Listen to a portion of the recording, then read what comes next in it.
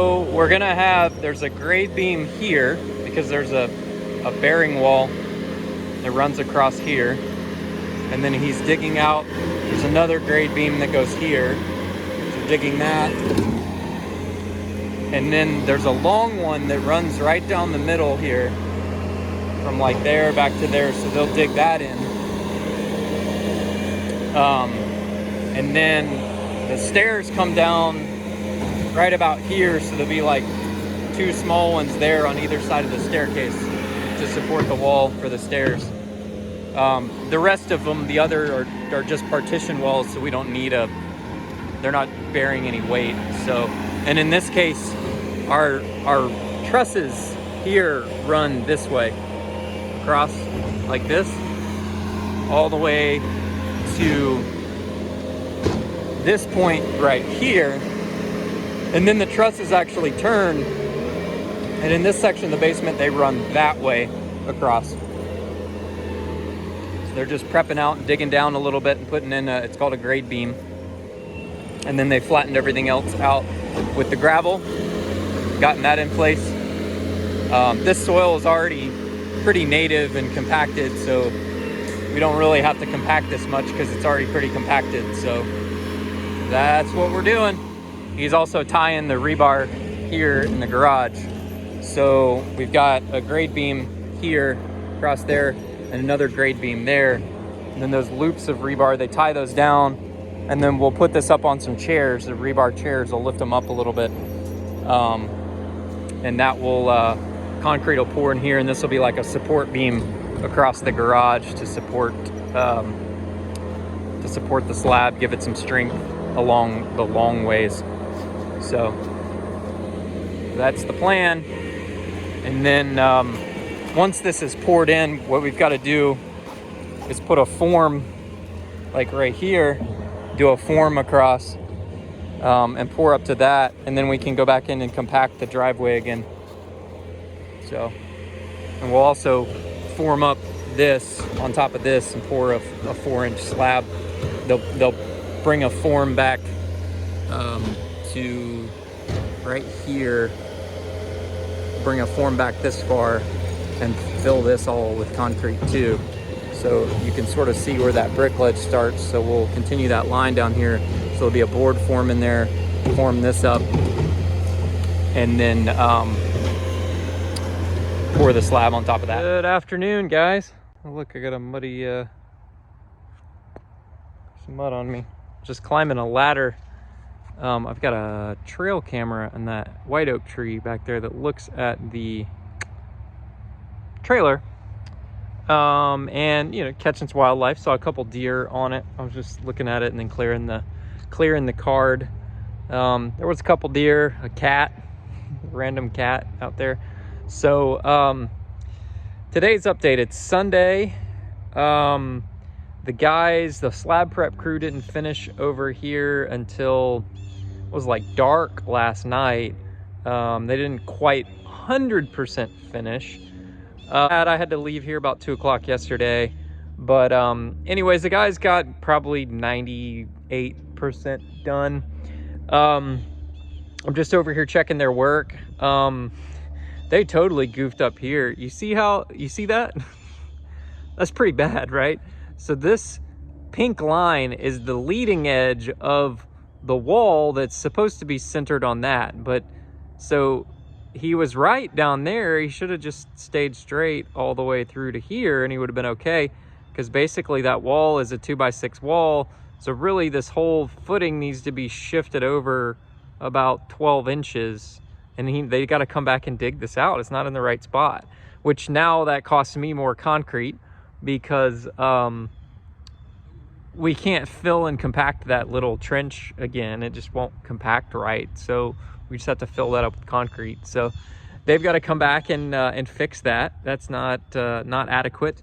I pulled out the laser and checked all the heights here. We're within plus or minus an 1/8 of an inch here, all the way around here. So we're good to go on this spot. And they did shoot this. It's about 1/2 inch higher, or about 1/4 inch higher than what I thought they were shooting at 4 inches above the footings in there, but they're really like 4¼ inches above the footings.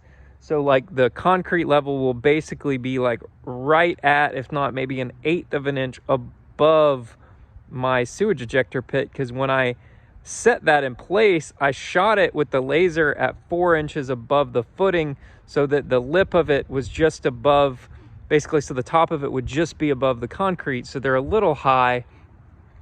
It's not that big of a deal really, but they did that. And then I came out here, and we're also doing our deck footings for our screen and porch. So the screen and porch will come all the way out to here. So it'll run from here all the way to the garage.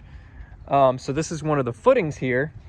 And because I know this grade was a little high, I had them put some 2x6 forms in there because I wanted that formed up, and then we'll be backfilling in here with some gravel and stuff. This will, where I'm standing will be my trailer. I'll park my enclosed trailer right here. This will be a trailer parking area. I'm just gonna gravel this whole area. Probably do like a few inches of 57 stone, and then I'll top it off with some slate chips, because the slate chips look really nice. They're expensive though, so to save a little bit of money, we'll do a little bit of 57 and then we'll top it off with slate chips, and then it'll look good. So anyways, I came out here and I measured this for them. And as you can see here, they dug where I told them to, but then they put the form too far over this way. So they're gonna have to pull this form up and scoot it over, even with this edge of the hole. They didn't, it's too far over that way. So basically, once we set that post on there, that post is gonna be kind of sitting out on this end a little bit. It will be off center. So they're gonna have to reset that form there. I don't know how they screwed that up, because I marked where to dig with the paint. I marked it out, and I mean, he had the drawings. I don't know, maybe he just misread the drawings or something. But the only conclusion I can take to how he misread the drawings would have made him actually do it further away than close. So I don't understand how they screwed that up. But either way, you got to check their work. So they still have their Bobcat here, so I got to come back for that. We also have another footing here. They haven't even nailed that in. That's not even sitting where it needs to sit at all. So, oh, you know what? I need to go get my my soil compaction tester out of my truck and test this and make sure they dug down to virgin soil, because we've got to be down onto virgin soil there.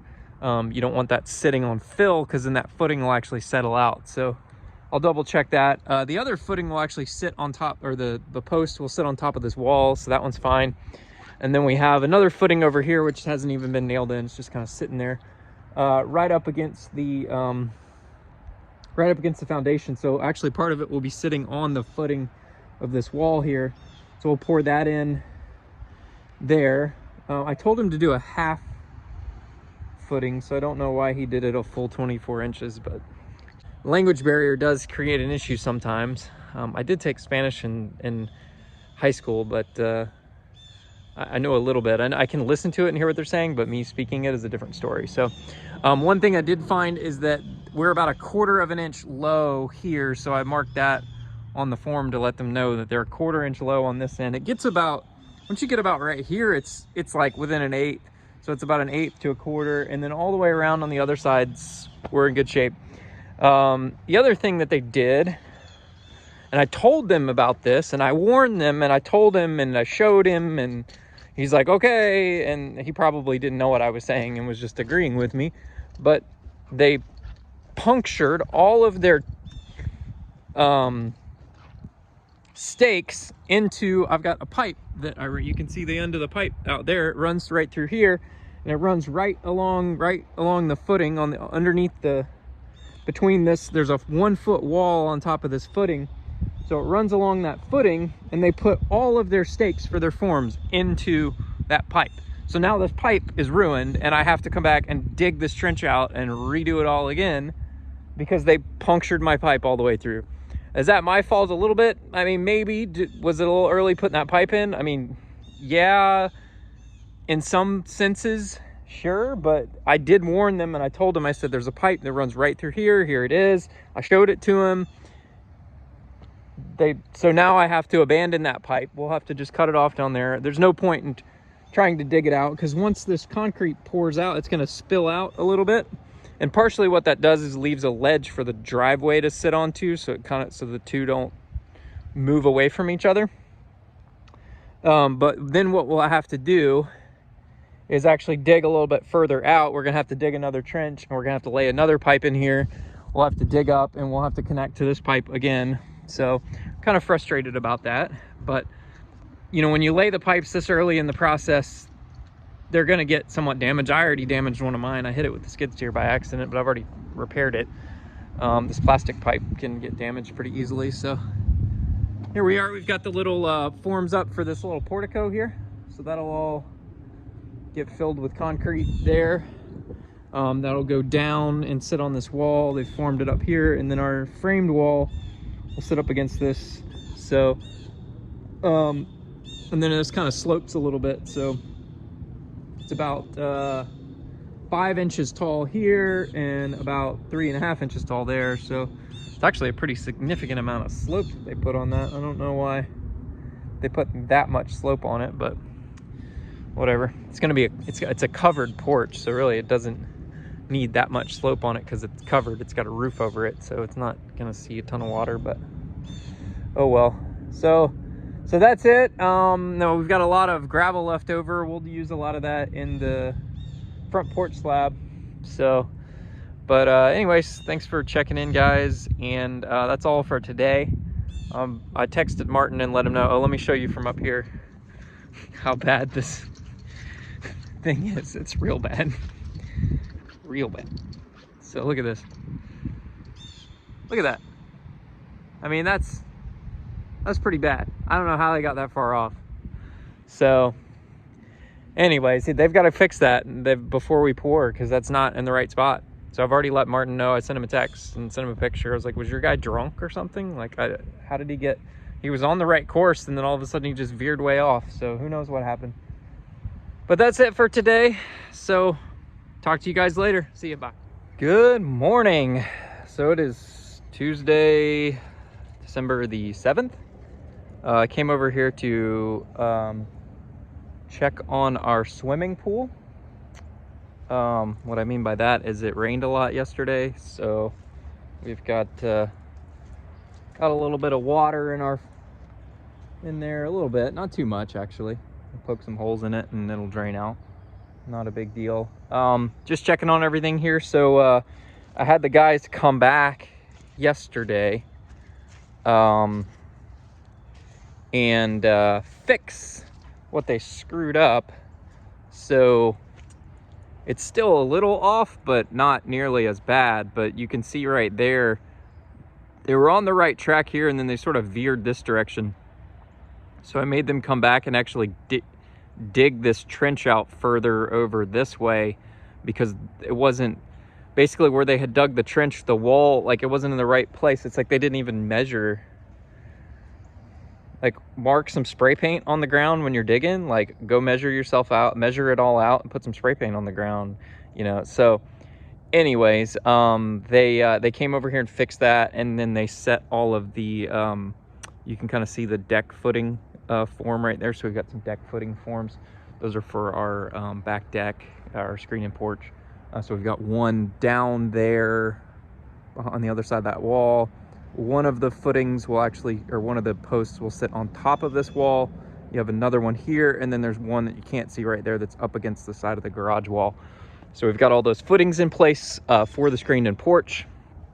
So the framers can just set the posts right on top of the concrete on Simpson post bases, and we'll be all set. So I spoke with the different engineering company yesterday, and he's like, oh yeah, we can engineer this a little bit better, because he said whoever had spec'd this out it was just way overkill. He's like, you know, these 8-inch beams, you don't need as big of beams. He's still going to spec out some beams and or some angle iron in there. And then what he also said is, you know, he had spec'd out 5 inches of concrete, a 5-inch slab on top of that. And it's like, why are you putting a 5-inch slab? Like, it's a porch. So he said, you know, with the corrugated metal, we'll do a 4-inch slab, and then at your lowest point you'll have 2.5 inches, but it's a porch. It's not a garage floor. There's never going to be cars parked on it or anything like that. So they're working on redoing that, so that'll save us a little bit of money there. They're also going to come out and actually do all the steel work, so they'll get that all prepped and ready to pour the slab. So I do want to wait and do this until after we do the framing, because I want to make sure that we flash the framing appropriately. I want to make sure that that framing is perfect. Plus the framing will act as a form as well on the backside. So we'll flash that and make sure it's flashed properly. And also I'm going to put some insulation board in there to create a little bit of a thermal break. So that's my plan there. And then, so we'll pour that front porch slab after the framing is going up. Which is, and what we'll actually be able to do, as long as we have some dry days, when we come in here, we'll actually be able to drive the concrete truck down here, and we'll be able to pour that without having to bring a pump truck in here. We can just drive the concrete truck right up here, right in front, and pour all that without having to get a pump truck in. So that's nice. That'll save about $1,500 in cost by not having to have a pump truck. We'll have a pump truck here for all this. Yeah, once we do that, we pour that. That's the last of the foundational concrete until we go do the, you know, the driveways in the future. That won't be till like spring probably. We'll probably pour the driveways in like April, something like that. Once it starts warming up a little bit, we'll pour all the driveways out here. So I am going to bring in some more gravel. Spending a fortune on gravel, but we'll bring in some more gravel and actually gravel most of this, so a lot of the trades can come drive up here to the house and get close to the house. So yesterday what I did is we had a bunch of 57 stone left over there from the from downstairs. He ordered like 2 tandem loads and really needed like 1.5 tandem loads. So I went and spread some of that out on the driveway there and some of the lower spots where you could see some of the mud coming through. And then yesterday when it rained, it sort of washed any dirt that was mixed in down. So now we've got a nice, good gravel driveway there that will minimize mud from all the traffic from all the trades. So, but yeah, we got a lot of rain out here yesterday. Poured down rain for a couple hours. We're supposed to get some more rain. I think there's like a chance of rain today and some isolated rain. And then, wow, that's a soft spot right there. And then there's a chance of rain tomorrow, or Wednesday. Yeah, tomorrow, Wednesday. And then I think we're scheduled to pour on Thursday. So excited to get it looks like the weather's going to be pretty good Thursday, partly cloudy. Just a very small chance of rain, of just isolated storms. So also checking on my grading out here. We don't have quite as much of a swimming pool over here, because what I did the other day is I actually cut that trench in back to the silt fence, so any water that collects in here can run down that way. And I checked the grade, and we're sloping away that way, which is exactly what you want. So all looks good. So I'll do another update on Thursday. Good afternoon. I said I wasn't gonna do another video, but doing another video here. It's Wednesday. Just got our re-engineering proposal back from the other engineering company. They quoted it out to both engineer the stuff and fabricate and install all the steel work. So I just sent that over to the flatwork guy to get his thoughts on it. And yeah, so I'm out here just checking on things. We got a lot of rain last night, probably about, I don't know, 3 o'clock in the morning, 4 o'clock in the morning. Pretty heavy rain came through. I was just seeing how much water was pooling over here. It's really not that bad. We got one deck footing that's full of water, and the rest of them have all drained out, so that's a good sign. We did fail our slab steel inspection. The engineer or the inspector engineer or whatever, he used a third-party inspection company. They want us to put in some steel at 24 inches on center in the garage here. They've got it at what looks to be like 48 inches on center for rebar. So he wants us to come back and tie in some more rebar in there. And then he just said, snap a picture of it before you pour and I'll approve it. You know, everything else looks good other than that. So that's what we're doing. That's what we got to do before we pour, is put some more rebar in there, and we should be good to go. So Martin just texted me back just now. I'm going to talk to him about this steel invoice, see what he has to say. So yeah, so next update I'll give you is we'll be pouring concrete. So stay tuned. Adios.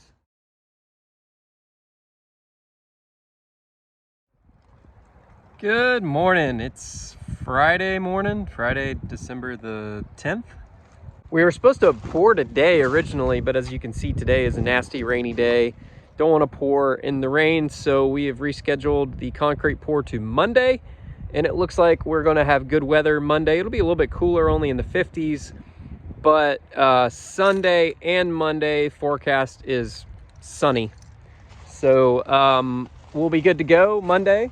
And I did get the bid back on from the other engineering firm to redo that. They quoted out to also do the steel fabrication work, and oh my God, their quote was insane. They quoted like $10,000 to put in the beams and the deck pan. It's like, what? $10,000? So anyways, my concrete guy is pricing it out because they have deck pan in their warehouse, yard, whatever. And he's just got to get some of the beams.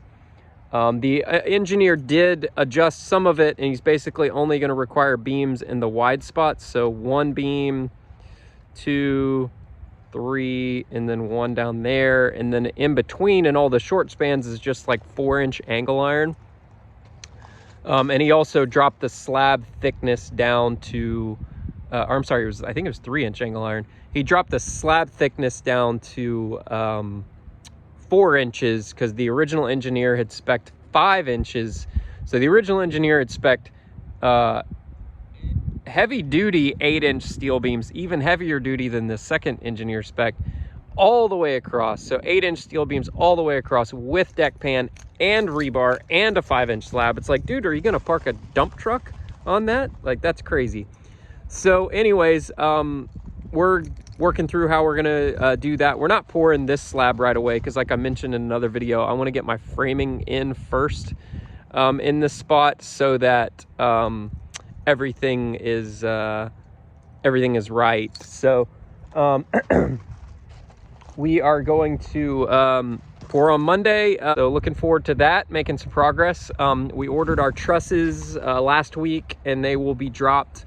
We're gonna drop the trusses on the 22nd, and the rest of the lumber is gonna get, with the exception, well, like half of the lumber, basically all the first floor and second floor lumber is gonna get dropped on the 21st.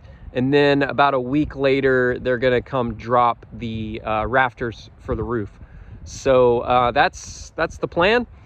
So in the next 2 weeks, we will be framing a structure, which will be kind of nice. So stay tuned, check in, and we'll have some more videos for you. Thanks, guys. Have a good one. Bye.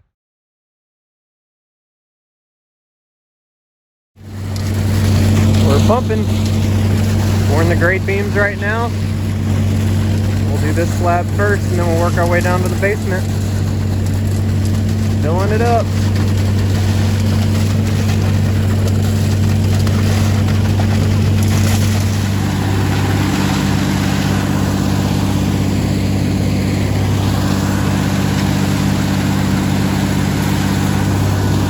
Got all the grade beams poured. Now we're pouring the slab.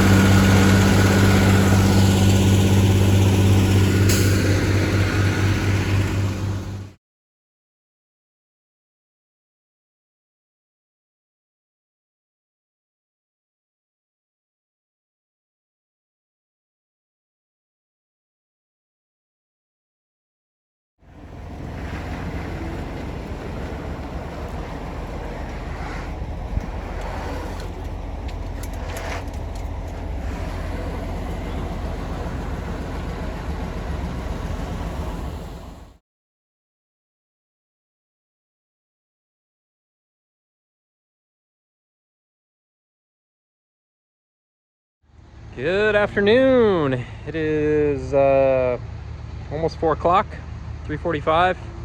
They're doing the last polish up there on the garage slab. Got the basement slab all polished out, ready to go. They're done down here. Like I said, they're doing the last one. They got out here about 7:30 this morning. Pump truck arrived around 7:15. Crew got here about 7:30. First truck got here right at 7:30, about 7:28.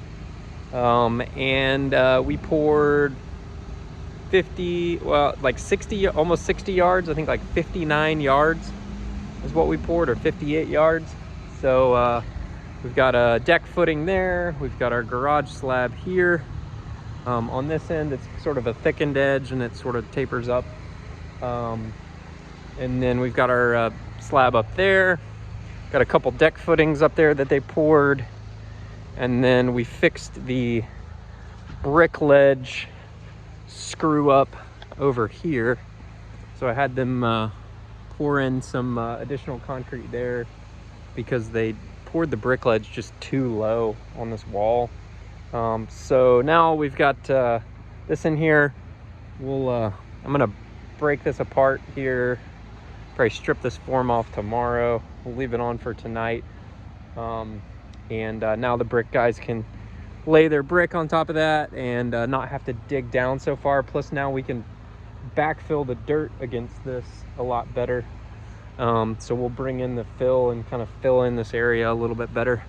So let me take you up here, show you the garage slab. Oh, we also did the portico slab today too. We didn't do this slab like I mentioned before. We've got another engineer thing. I got another quote from the actual concrete company to redo this. God, what a train wreck this is. So anyways, we're you can see there he's redoing that, doing that slab right there, finishing that out, doing the last polish on that, and then we got this one done. So guys worked hard today, did a good job. So now lumber gets dropped next week, and framers, gotta follow up with the framer, see what day he plans on starting, but the lumber gets dropped on the 21st, and the rest of the trusses get dropped on the 22nd. So have a good one, guys.